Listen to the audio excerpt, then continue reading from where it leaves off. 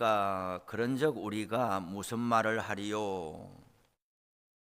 은혜를 더하게 하려고 죄에 거하겠느냐? 이렇게 말씀하고 있습니다. 이 말씀은 5장 20절에 보면 율법이 들어온 것은 범죄를 더하게 하려 함이라. 그러나 죄가 더한 곳에 은혜가 더욱 넘쳤나니 이는 죄가 사망 안에서 왕노릇한 것 같이 은혜도 또한 의로 말미암아 왕노릇하여 우리 주 예수 그리스도로 말미암아 영생에 이르게 하려 함이라. 죄가 더한 곳에 은혜가 넘쳤다. 이방인이나 유대인이나 모두 죄 아래에 있는 사람이다. 율법을 알고 있는 유대인들도 율법대로 지키지 못하므로 법이 있으므로 죄가 더 선명하게 드러난 것이고, 이방인들은 법이 없으니까 어떻게 사는지 모르지만은 그 양심이 법이 되어서 그 하나님 앞에 또한 불의하게 살아간 유대인이나 이방인이나 모두가 다 죄 아래에 있고, 이 죄인을 하나님께서 속량하기 위하여 하나님의 아들 예수 그리스도를 보내주셔서 이 대속의 죽음을 받아들이는 사람들에게 하나님께서 의롭다 칭해 주신다, 이런 말씀을 하고 있으니, 그러면 어떤 사람이 이렇게 질문을 할 수 있다는 거예요. 사도 바울은 지금 혼자 로마서를 써내려가고 있는데 어떤 가상의 인물, 뭔가 대화를 하고 있는 것처럼 뭔가 대화를 주고받는 것이 뜻이 질문을 제기하고 그 질문에 또 본인이 답을 하고, 이런 식으로 로마서의 말씀을 풀어나가고 있는 중에 죄가 더한 곳에 은혜가 넘친다고 했으니, 그러면 사람이 은혜를 많이 받으려면 죄를 더 많이 지어야 되겠네, 이렇게 말하는 사람이 있을 수가 있다라는 거예요. 실제로 어떤 사람들을 만나보면 그러죠. 교회 나가서 신앙생활을 하면 회개하고 또 죄짓고, 회개하고 또 죄짓고, 죄짓지 말고 살아야 됩니다, 회개하면 되지 뭐, 이렇게 하면서 자기의 삶에 대하여 전혀 개선의 의지가 없이 대속의 온총을 그렇게 쉽게 생각하는 그런 사람들도 있거든요. 그런데 사도 바울은 그렇게 질문할 수 있다는 것을 먼저 가상하고 난 다음에 은혜를 더하게 하려고 죄에 거하겠느냐? 그럴 수 없느니라. 그것은 말도 안 되는 이야기다. 죄에 대하여 죽은 우리가 어찌 그 가운데 더 살리요라고 그랬어요. 지금 로마서 6장에서 죄에 대해서 이야기하는 것은 단순히 우리가 뭔가 몇 가지 이건 옳지 않지, 그 파생적인 죄에 대해서 말하는 것이 아니고, 지금 로마서에서는 근원적인 죄에 대해서 이야기를 하는 거죠. 지난 시간에 5장의 말씀도 그렇고, 사람은 근원적인 죄가 있고, 근원적인 죄의 뿌리가 있기 때문에 그 뿌리에서 맺혀지는 파생적인 죄가 있다라는 것이죠. 어려움도 마찬가지죠. 하나님께서 우리에게 은혜를 베풀기로 작정하신 것이 먼저이고, 그 은혜가 구체적으로 나타난 것이 예수 그리스도를 십자가에 내주는 것으로 나타났다는 것이죠. 그래서 이 두 가지가 대칭적으로 있는 것이죠. 사람이 죄에서 벗어나려면은 몇 가지 행실에서 벗어나서 될 일이 아니고, 근원적인 죄의 뿌리로부터 사람이 벗어나야 된다는 것인데, 그 이야기를 하고 있는 거예요. 죄에 대하여 죽은 우리가 어찌 그 가운데 살겠느냐 그랬어요. 죽었다, 이 말이 저의 말로는 활성화, 이렇게 말을 할 수가 있어요. 활성화된다, 살아있다, 활성화되었다는 것은 역동성이 있다는 거죠. 이전에는 사람이 죄에 대하여 활성화되어 있는 거예요. 살아있는 거예요. 마치 이제 뭐라고 해야 돼? 벌은 뿔에 이제 모여들잖아요. 파리가 여름에 소복하게 모여 있는 것은 뭔가 뭐 음식이 있거나 하면 파리가 모여들 것 아니에요. 파리는 그것을 보면 활성화되는 거예요. 물에 화약을 넣으면 활성화되죠. 이게 어제 불이 나가지고요. 예, 어제 불이 나가지고 어디에 불이 났느냐? 이 성화기 집사님 그 뒤에 그 뒤에 묘도 있고 그 소나무도 큰 소나무가 있고 그 이제 옆에 또 가건물 비슷한 집이 있고 이렇잖아요. 또 무슨 재활용 쓰레기도 가져가는 트럭도 거기 늘 가고 하는데 어제 이제 성화기 집사님도 혼자 계시고 요새 우리 또 노 권사님 한 분, 이 동네에 사는 우리 권사님 한두 분 해서 저녁을 같이 먹어야 되겠다 이렇게 하고 시간 약속을 해가지고 이 시간이 이제 5시가 다 된 거죠. 그리고 우리 두 분은 오셨는데 이제 송 집사님은 시간 맞춰 오신다고 안 내려오니까 아이고 우리가 봉고차를 끌고 저 마당에 가서 모시고 와야 되겠다 하고 이제 봉고차를 끌고 마당으로 올라간 거죠. 근데 마침 이제 집사님이 그 집에서 마당에 나오시면서 연기가 나는데 이러시는 거예요. 그래서 봉고차에 타다 말고 집사님 어디에 연기가 납니까? 하니까 여기서 연기가 난다는 거예요. 그 우리 모두가 이제 봉고차에서 내려가지고 그 뒤에 밭으로 살살 돌아가니까 벌써 한 50평 정도는 막 태워가고 있는 중에 불이. 예. 이제 그 옆에 밭 옆에 이제 그 가건물 비슷한 집 있잖아요, 집. 그 집 그 뒷뜰에 있는 데서부터 그 이제 위에 산능성이 소나무 있는 쪽으로 계속 올라가고 있는 거예요. 그래요. 우리가 모두 이제 119에 신고하고 그렇지. 새삼 저는 우리나라가 참 좋은 나라다.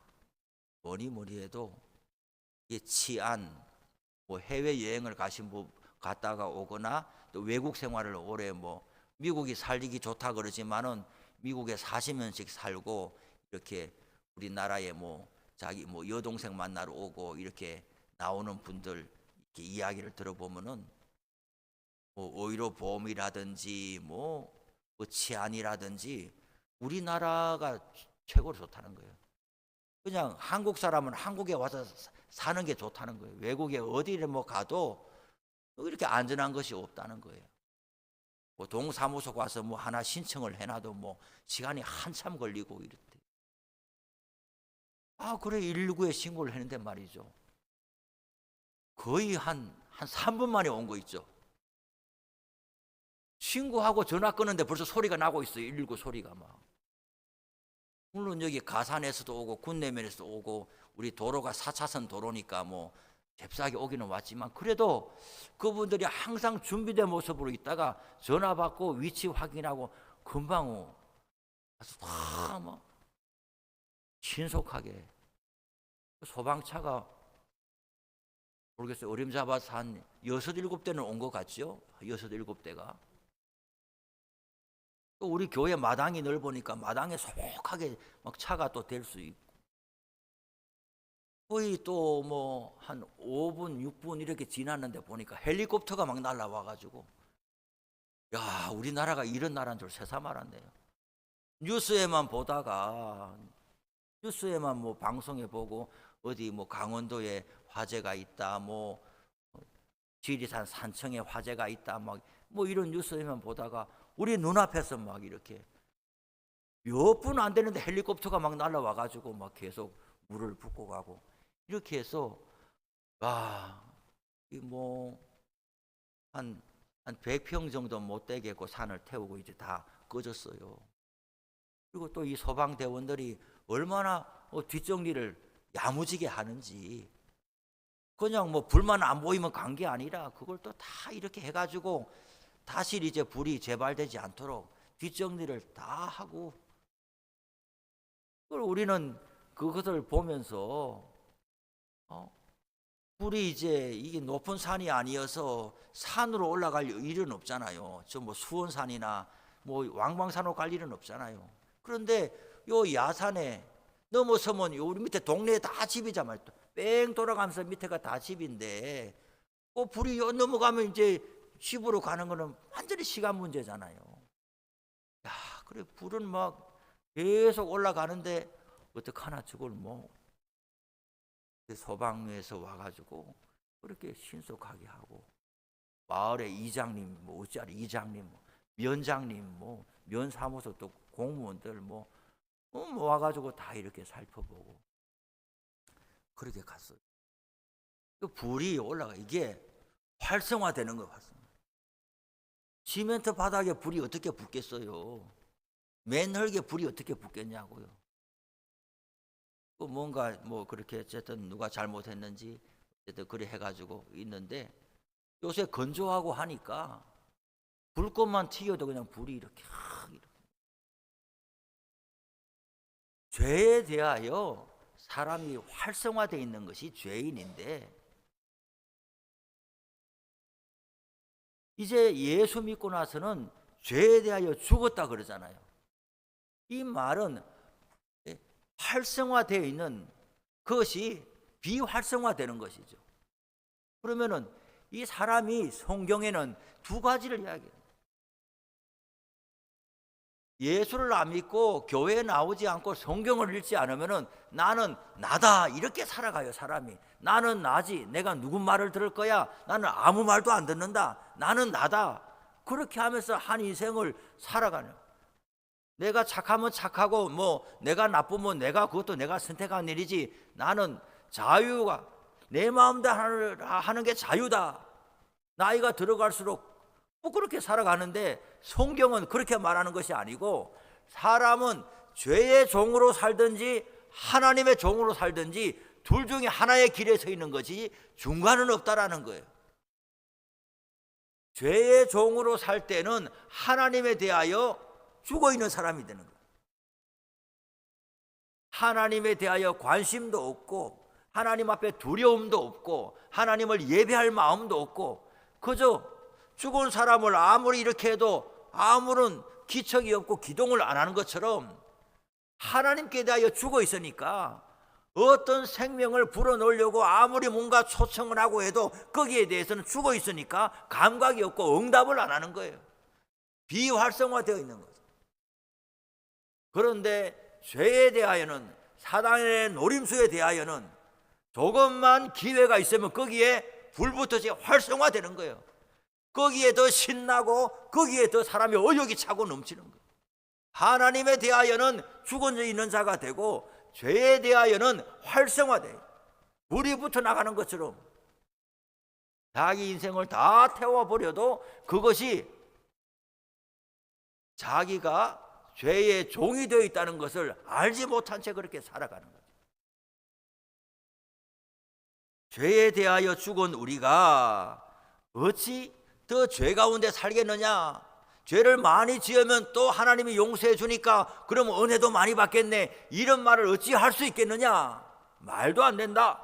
그렇게 말씀하면서 3절에 무릇 그리스도 예수와 합하여 세례를 받은 우리는 그의 죽으심과 합하여 세례를 받은 줄을 알지 못하느냐? 뒤에 이어지는 내용의 세례 이야기를 하면서 바울은 계속 합하여, 함께 이런 이야기가 계속 나오고 있어요. 세례 방관로 하고 침례라고 밑에 쓰여 있잖아요. 세례는 뭔가? 세례는 우리는 지금 이제 약식으로 머리에다가 3번 물을 뿌리고 세례를 대신하지만은 본래 성경의 이 세례라는 것은 잠근다 그런 뜻이거든요. 잠근다, 어디에? 물에 잠근다, 담근다. 물에 담근다. 그래서 예수님도 요단강에서 세례를 받을 때에 세례 요한한테 세례를 받을 때에 요단강에 들어가서 완전히 머리가 완전히 물에 들어갈 때까지 들어갔다가 나오는, 예수님 당시에도 그렇게 세례를 받은 것이죠. 물에 들어가는 것은 뭐냐? 사람이 물에 들어가면 완전히 죽는 거잖아요. 나는 이제 옛 사람, 예수 믿기 이전에 죄인으로 살아가던, 죄의 종으로 살아가던 이 내 인생은 이제 완전히 끝났습니다. 완전히 죽었습니다. 그것을 내가 온전히 받아들입니다. 그런 신앙 고백으로 물에 이제 앉는 거죠. 그리고 나서 다시 이제 나오세요 이렇게 해서 나올 때는 죄에 대하여는 죽고 하나님에 대하여는 내가 살아났습니다. 예수님의 십자가와 부활에 참여하는 것을 그렇게 상징적으로 세례 예식을 거행하는 것이죠. 그런데 사람이 자기 스스로 물에 들어갔다 나오면서 내가 옛사람에서 죽었다 이렇게 될 수가 없는 것이죠. 사람이 어떻게 죽냐고요. 사람이 죽더라도 자기 죄 때문에 죽죠. 우리 모든 사람은 한 번은 죽게 돼 있잖아요. 죽는 것은 죄에 대한 하나님의 최종 심판이거든요. 모든 아담의 후손은 하나님의 앞에 사형 선고를 받은 사람들인데 우리는 이 몸이 있고 우리 영혼이 있잖아요. 몸과 영혼이 이미 사형 선고를 받은 사람인데 하나님에 대하여 살아있지 않고 비활성화되어 있다는 것은 영혼이 이미 사형 집행이 되었다는 것이죠. 그러면 몸은 살아있지 않느냐? 몸은 뭐 어느 정도 살기는 하지만 시간 문제일 뿐이죠. 영혼의 관점에 있어서 그래도 내 몸은 100년 살았네? 100년 살은 거나 50년 살은 거나 이미 영혼이 하나님 앞에 비활성화돼 감각이 없는 채로 그 영혼이 몸을 짊어지고 50년 100년을 살아간다고 하는 거예요. 무슨 의미가 있냐 말이에요. 어차피 육체가 사형 집행을 당하면서 하나님 앞에 종국적으로 심판대 앞에 불려나갈 텐데 내가 50년을 더 살고 100년을 살았는데 이렇게 한들 이 땅에 있는 사람들에게는 아우 그 사람 장수했네, 아이고 그 사람 고생 안 하고 참 어떻게 그런 복을 타고 나서 살 수 있나, 뭐 자기도 그래 생각하고 사람들에게도 그렇게 참 부러움의 대상이 될지도 모르지만은 사람이 영원히 하나님 앞에 심판대에 불려가서 요한복음에서 예수님이 친히 하신 말씀이 뭐라고 그랬나요? 사람은 영벌이든지 영생이든지 두 가지 길이 있다고 그랬거든요. 아이고 알게 뭐야, 죽으면 끝나. 이거는 사단이 다 우리를 속이는 거예요. 죽으면 끝나는 게 아니고 하나님 앞에 불려가는데, 불려가서 영원히, 요한계시록에 어떻게 나와 있어요? 너무나 괴로워서 내가 죽으려고 해도 죽음이 나를 피해간다는 거 하는데 여기에 대해서 무감각하게 만들고 알게 뭐야, 죽으면 끝이지 인생 뭐 있겠어, 이런 거는 모두가 사단이 우리를 속이고 있는 것이죠.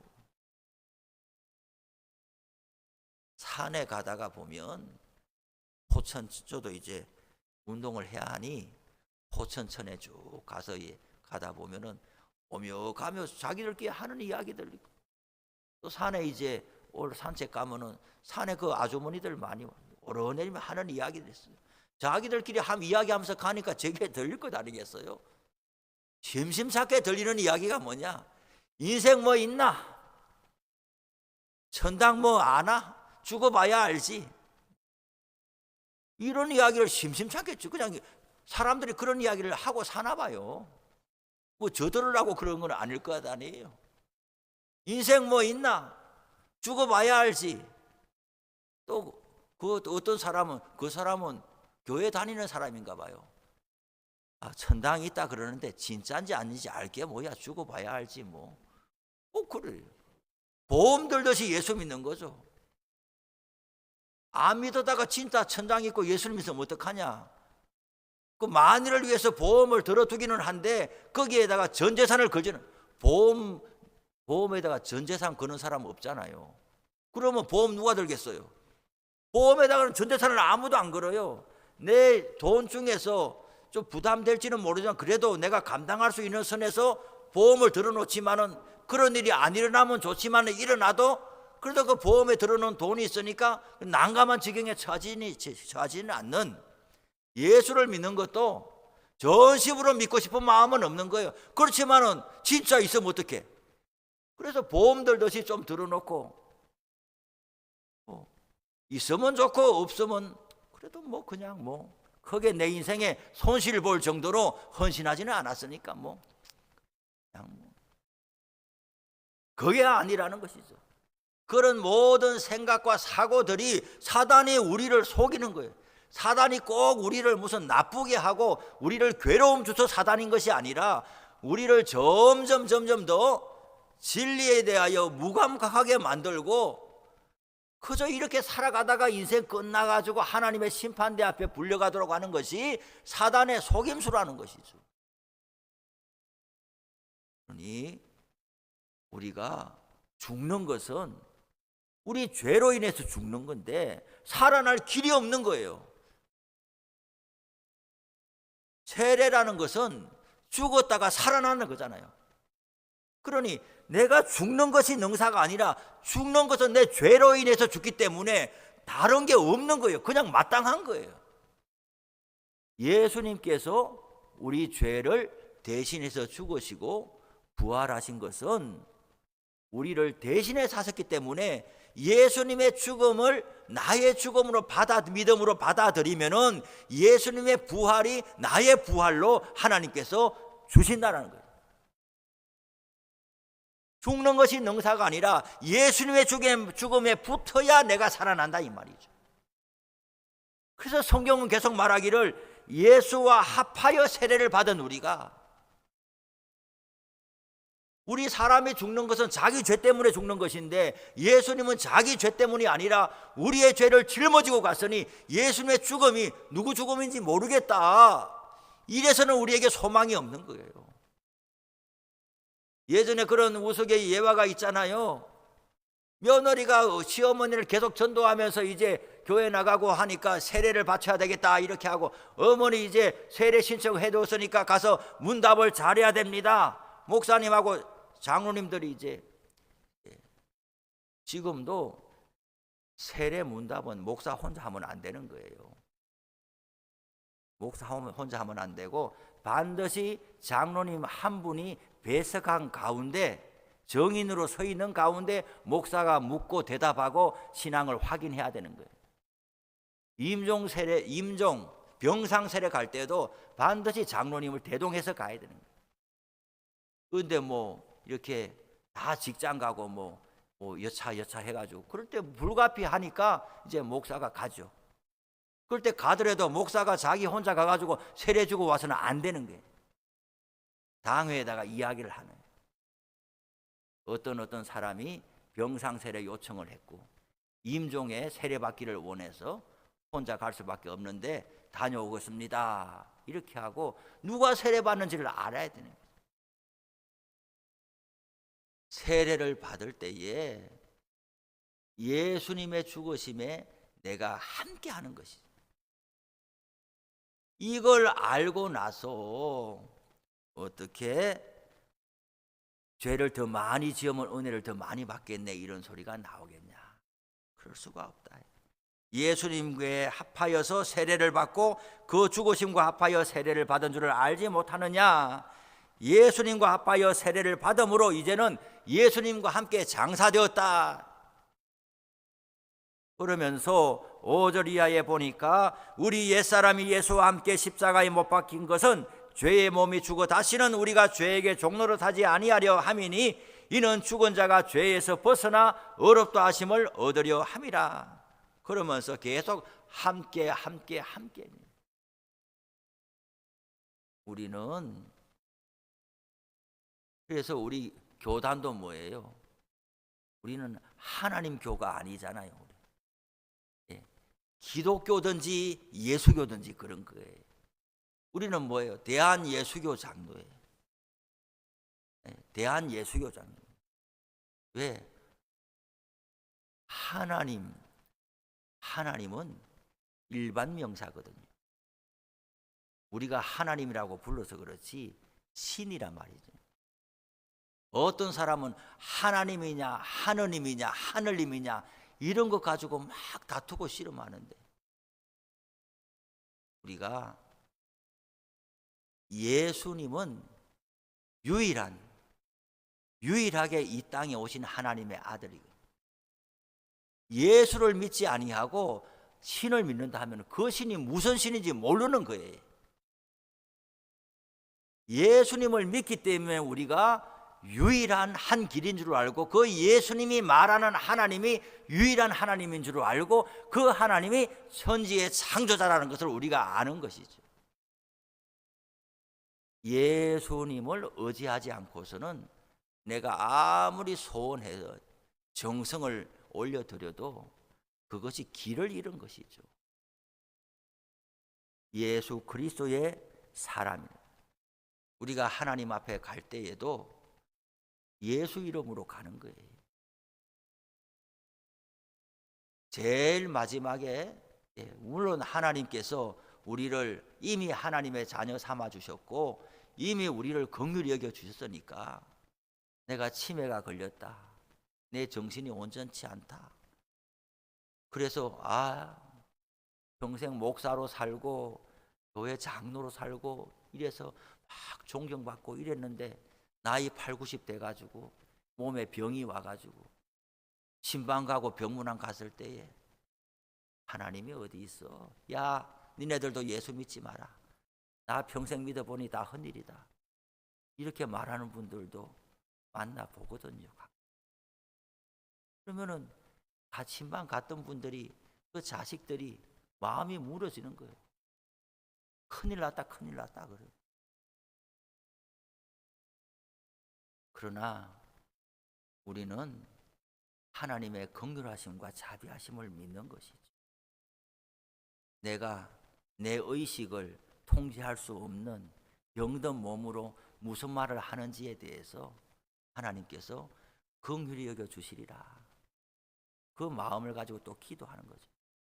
큰일 났다, 우리 아버지 지옥 가겠구나, 이 병들어서 무슨 소리 하느냐, 너무 그렇게 우리가 속상해할 필요가 없이 자비하신 하나님을 의지하면 되는 것이죠.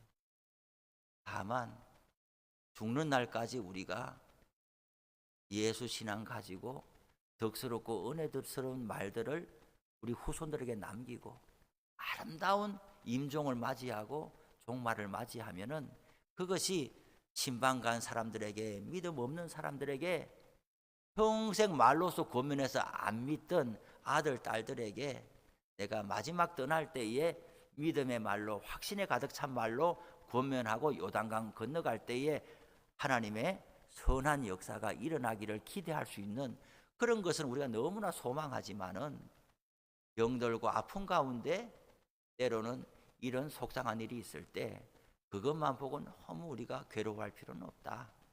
하나님의 선하심을 바라보고 의지해야 될 것이고, 그리고 마지막까지 우리가 붙드는 것은 예수 그리스도인 거예요.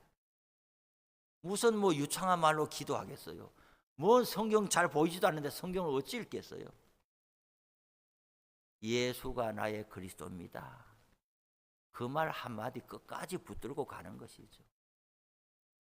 시간이 지나갈수록 내 지은 죄가 자꾸 생각나고 하나님 앞에 늘 송구하고 이런 마음이 몰려올 때마다 예수가 그리스도입니다. 예수 안에서 우리의 모든 죄를 다 용서해 주셨습니다. 일사부재리다. 예수 그리스도 안에서 하나님께서 한 번 사형 집행을 했잖아요. 예수 그리스도께. 다시 내 죄를 묻지 않는다는 것입니다. 우리는 대속의 은총을 받아들이고 하나님 앞에 감사함으로 나아가는 것입니다. 이 땅에 살아가는 것도 그 은혜에 응답하며 살아가는 것이죠. 세례를 받은 사람으로 더 이상 죄에 머물지 아니하고 은혜 안에 살아가는 사람으로, 죄가 왕노릇하는 사람으로 사는 것이 아니라 은혜가 생명이 왕노릇하는 사람으로 살아가는 우리 모두가 되시기를 바랍니다. 우리 찬송하고 기도하겠습니다. 내 영혼이 은총 입어 찬송하겠습니다.